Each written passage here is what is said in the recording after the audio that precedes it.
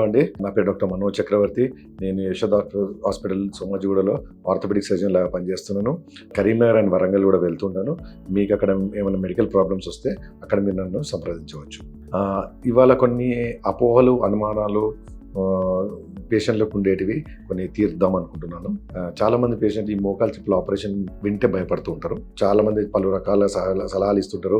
Especially బంధువులు, పక్కింటి వాళ్ళు, పాత మిత్రులు, ఆపరేషన్ అయిన వాళ్ళు, ఆపరేషన్ కాని వాళ్ళు చాలా వివిధ విధంగా ఈ పేషెంట్ని తికమక్క పెట్టేసి, కన్ఫ్యూజన్లో పెట్టేసి, భయాందోళన గురి చేస్తూ ఉంటారు.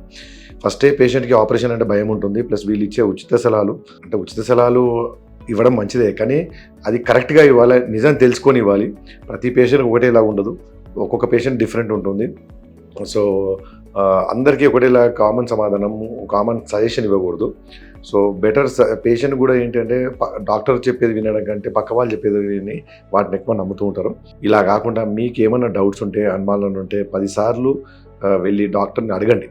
ఎన్ని క్వశ్చన్స్ ఉన్నా వెళ్ళి అడగండి, మీ డౌట్స్ తీర్చుకోండి. కానీ పక్క వాళ్ళు చెప్పిన దాని మీద నమ్మి ఈ ఆపరేషన్ మంచిది కాదు, చేయించవద్దు, చేసుకోవద్దు, వారికి ఎవరికో ఏదో అయింది, ఈ పేషెంట్ నడవలేకపోతున్నాడు, ఈ పేషెంట్ నొప్పులు ఉన్నాయి, ఈ పేషెంట్ ప్రాబ్లం ఉన్నాయని చాలామంది సలహాలు ఇస్తుంటారు. దయచేసి వాటిని నమ్మకండి.